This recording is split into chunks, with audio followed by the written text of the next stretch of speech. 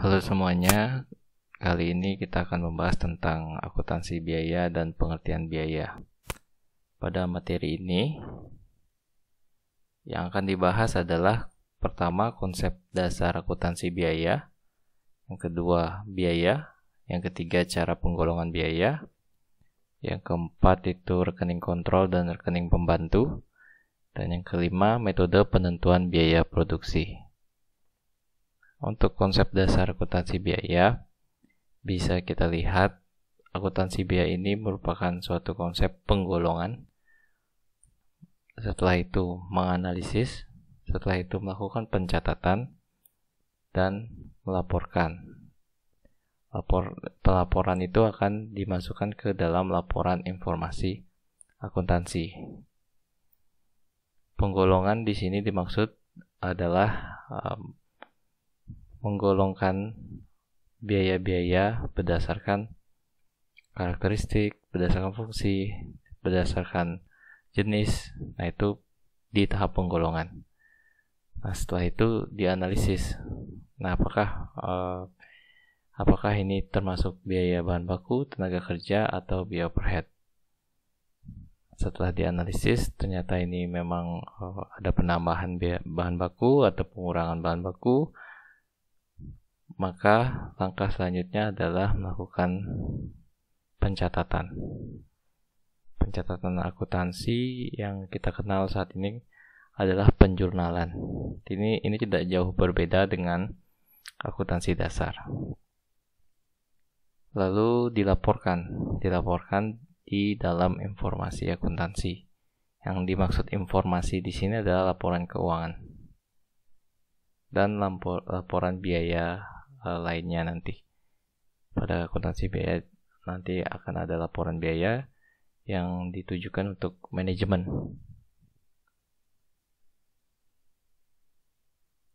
Di sini kita lihat informasi yang dihasilkan akuntansi manajemen digunakan untuk pengambilan keputusan oleh para manajer menyangkut masa yang akan datang. Bisa dilihat ya dari pemakai utama. Untuk akuntansi keuangan itu adalah para manajer puncak dan pihak luar perusahaan. Sedangkan bagian akuntansi manajemennya yaitu para manajer dari berbagai jenjang organisasi. Nah, di sini di tabel ini terlihat bagaimana akuntansi keuangan perbedaannya dengan akuntansi manajemen. Kita lihat selanjutnya di lingkup informasinya untuk akuntansi keuangan perusahaan secara keseluruhan. Sedangkan akuntansi manajemen bagian perusahaan dilihat per bagian nanti. Untuk fokus informasi berorientasi pada masa lalu dan untuk akuntansi manajemen berorientasi pada masa yang akan datang. Nah, rentang waktu kurang fleksibel biasanya mencakup jangka waktu kuartalan. Untuk akuntansi manajemen dia lebih fleksibel, bervariasi dan harian, mingguan, bulanan, bahkan dapat mencakup periode 10 tahun. Nah, kriteria bagi informasi juga dibatasi oleh prinsip akuntansi berterima umum, sedangkan manajemen itu tidak ada batasan. Cenderung fleksibel tadi dibilang. Untuk disiplin sumber itu ilmu ekonomi, sedangkan manajemen ada tambahan psikologi sosial. Untuk isi laporan berupa ringkasan mengenai perusahaan sebagai keseluruhan, sedangkan manajemen laporan bersifat rinci. Untuk sifat informasi, ketepatan informasi merupakan hal yang penting, sedangkan di akuntansi manajemen unsur taksiran dalam informasi adalah besar. Jadi akuntansi manajemen ini masih dia menggunakan taksiran karena memang berpikirnya perencanaan ke masa depan seperti itu. Kita akan membahas biaya. Jadi biaya di sini merupakan pengorbanan sumber ekonomi. Itu satu. Terus ciri selanjutnya adalah diukur dalam satuan uang. Nah, lalu telah terjadi atau akan terjadi. Nah, yang selanjutnya pengorbanan tersebut untuk tujuan tertentu. Nah, ini konsepnya. Jadi keempat ini merupakan konsep dari biaya. Untuk contoh, misalnya perusahaan percetakan mencetak buku berjudul Akuntansi Biaya. Untuk itu perusahaan memakai 1000 rim kertas HVS 80 gram dengan harga 2000 per rim. Sehingga total harga kertas yang dipakai untuk mencetak buku tersebut adalah 2 juta. Nah, inilah merupakan biaya. Kan di sini sudah ada pengorbanan yaitu rupiah, terus di sini juga diukur, ada alat ukurnya itu dalam satuan uang. 1000 rim per harga per rimnya adalah 2000. Nah, itu sudah ada alat ukurnya, diukur dalam mata uang. Lalu ini telah terjadi atau akan terjadi. Terus yang ini juga pengorbanan untuk tujuan tertentu. Nah, ini sudah ada tujuannya. Nah, kurang lebih ini sudah bisa diakui sebagai biaya.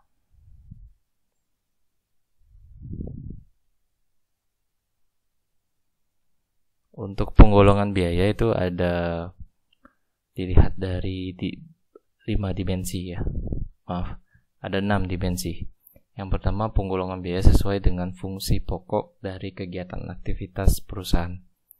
Itu bisa kita lihat biayanya ada menurut fungsi produksi, biaya fungsi produksi, biaya yang dari fungsi pemasaran, biaya dari fungsi administrasi dan umum, terus dari fungsi keuangan.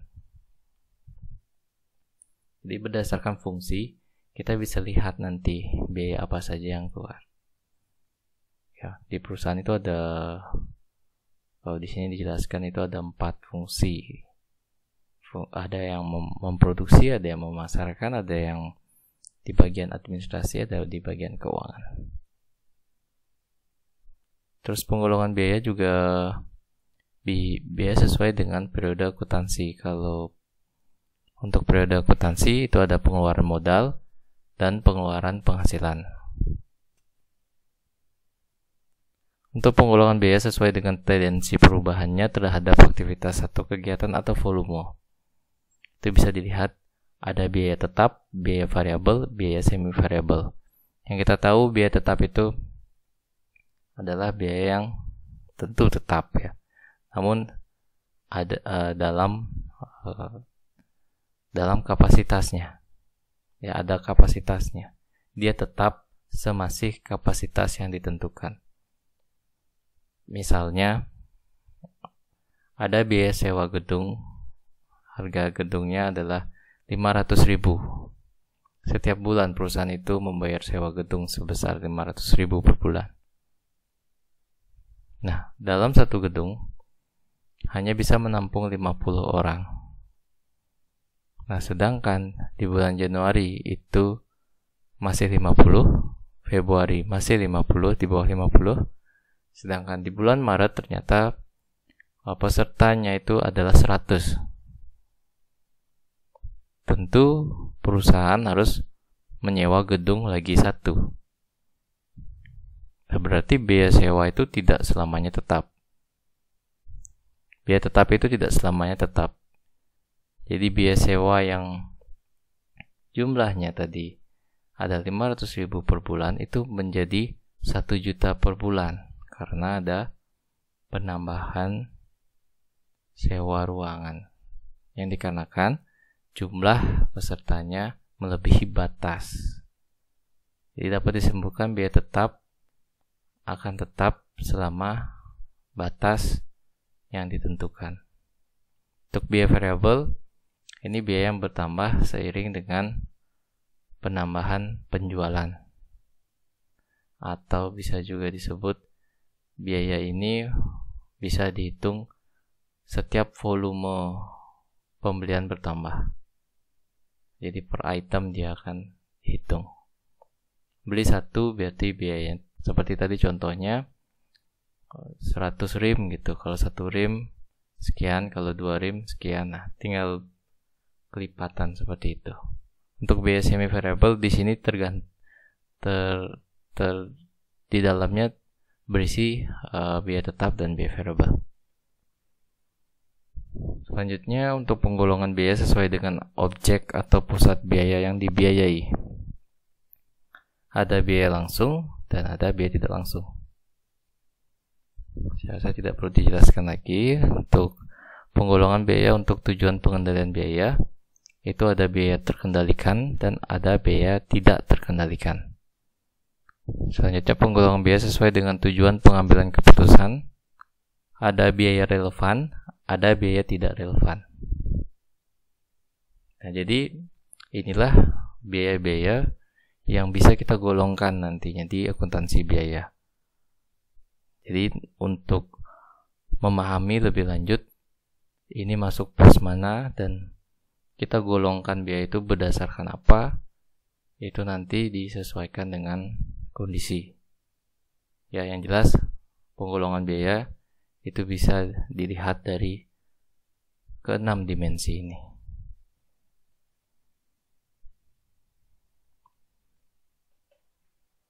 Untuk pengumpulan biaya itu ada dua caranya, menggunakan metode cost pesanan dan metode cost proses. Untuk metode cost pesanan itu dia menghitung jumlah biaya produksi setiap pesanan baru dibagi jumlah satuan yang dihasilkan. Jumlah satuan yang dihasilkan itu adalah produk yang dihasilkan. Biasanya perusahaan yang menghasilkan produk itu adalah perusahaan manufaktur. Berarti konteks kita untuk membahas akuntansi biaya itu adalah di perusahaan manufaktur. Nah, untuk penjelasan akuntansi biaya di manufaktur itu untuk mengumpulkan biayanya itu rumusnya seperti ini. Untuk metode cost pesanan, jumlah biaya produksi setiap pesanan itu dibagi nanti jumlah satuan yang dihasilkan. Sedangkan metode cost proses itu adalah rumusnya jumlah biaya produksi selama satu periode dibagi jumlah satuan yang dihasilkan. Ya, jadi yang satunya ini berdasarkan pesanan. Misalnya contoh ada yang beli mebel meja, dia pesan 5, berarti pesanan yang pertama itu ada 5 meja, berarti totalnya adalah 5 meja. Sedangkan metode proses, dia menghitung dalam satu periode baru dibagi jumlah satuan yang dihasilkan. Ya. Yang pertama berdasarkan pesanan si A, pesanan si B, itu per pesanan akan dibagi. Sedangkan metode proses dia tidak melihat pesanan siapa, pokoknya selama satu periode baru dibagi jumlah satuan yang dihasilkan. Periode di perusahaan itu tergantung perusahaan ya, dan biasanya satu periode itu adalah 12 bulan.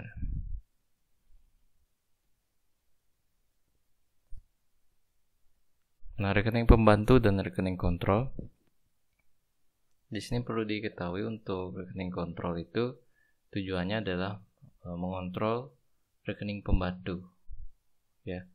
Rekening pembantu dalam buku besar agar penjelasan nanti sesuai dengan sumber dari jurnal itu. Jadi ada buku besar, nanti dibuatkan buku pembantu, nanti dikontrol buku pembantunya agar tetap di koridornya, tidak melenceng, agar akurat. Seperti itu. Nah, untuk metode harga pokok pesanan, nah ini rekening pembantu itu digunakan untuk menampung data yang bersumber dari dokumen sumber. Itu kegunaan dari rekening pembantu. Kita lanjut ke metode penentuan biaya produksi. Tadi sudah mengumpulkan, sekarang kita tentukan biaya produksi itu berapa besar biaya produksi. Kita bisa menentukan dengan dua metode yang dikenal. Yang pertama adalah metode full costing, yang di sebelah yang warna hitam ini, yang di sebelah kiri. Terus ada metode variable costing yang di sebelah kanan. Nah, di sini bisa langsung terlihat perbedaan dari cara perhitungannya. Keduanya bisa. Nah, tergantung sekarang manajemen mengambil keputusan yang mana mau digunakan untuk perhitungan biaya produksinya. Untuk yang pertama, perhitungan metode full costingnya dilihat dari biaya bahan baku. Itu dia ada komponennya, ada biaya bahan baku, terus ada biaya tenaga kerja langsung, ditambah biaya overhead pabrik variable, ditambah biaya overhead pabrik tetap, baru menjadi biaya produksi. Sedangkan di variable costing, untuk biaya overhead tetapnya dia tidak masuk. Variable costing tidak memasukkan biaya overhead pabrik tetapnya. Namun, biaya overhead pabrik tetap nanti akan muncul pada saat di laporan keuangan. Seperti itu. Untuk lebih jelasnya, penjelasan ini akan dijelaskan di materi yang terpisah. Untuk sementara, di pertemuan ini kita akan mengenal saja bentuk laporan laba ruginya, bentuk laporan keuangannya. Dilihat dari laporan keuangan laporan laba rugi, seperti inilah bentuk perusahaan dagang. Ya, ada pendapatan, terus ada persediaan, terus ya itu ciri dari perusahaan dagang. Nah, sekarang kita lihat perbedaannya di laporan laba rugi perusahaan manufaktur. Untuk laporan laba rugi perusahaan manufaktur bisa dilihat di sini ada biaya produksi, biaya bahan baku, biaya tenaga kerja langsung, dan biaya overhead pabrik. Di sini sangat berbeda terlihat di persediaan. Kalau di perusahaan dagang tadi persediaannya langsung muncul, sedangkan di perusahaan manufaktur persediaan itu dibagi lagi menjadi 3 ya. Biaya produksi, bahan baku, biaya tenaga kerja, dan biaya overhead pabrik. Nah, persediaan pun ada beberapa tahapan. Persediaan awal, persediaan akhir produk dalam proses, sampai terakhir itu adalah persediaan akhir produk jadi.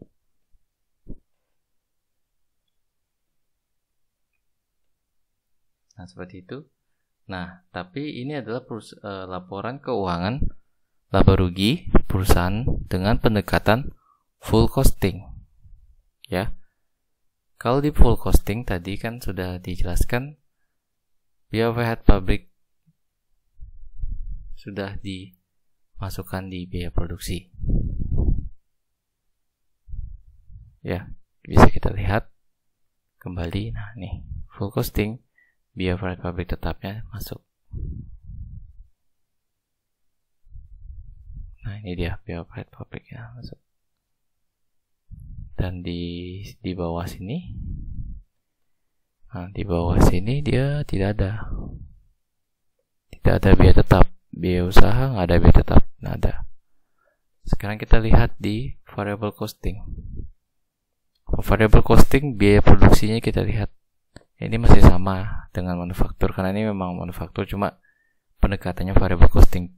Kita lihat biaya bahan baku, tenaga kerja langsung itu masih sama. Coba lihat di biaya tetapnya. Nah, di sini ada biaya overhead pabrik tetap. Dia muncul di sini. Dia tidak masuk di biaya produksi, tapi dia masuk di biaya tetap, dan itu mempengaruhi laba bersih. Kita bisa lihat laba bersihnya. Nah, laba bersihnya 81. Di sini 80. Ya. Ada perbedaan lagi 1000 ya. Nah, kalau ini kan sudah dikenakan pajak ya, kalau ini belum. Sebenarnya selisihnya lagi 1000. Nah, seperti itu. Yang mana yang salah, yang mana yang benar, itu kembali lagi bagaimana perusahaan itu lebih terutama manajemen untuk memilih metode yang lebih tepat, yang lebih bisa mewakili biaya di suatu perusahaan itu. Nah, tentu manajemen punya strategi tertentu, dan setiap perusahaan memiliki strategi yang berbeda. Nah, itu saja. Sekian dan terima kasih untuk materi kali ini. cukup sampai di sini.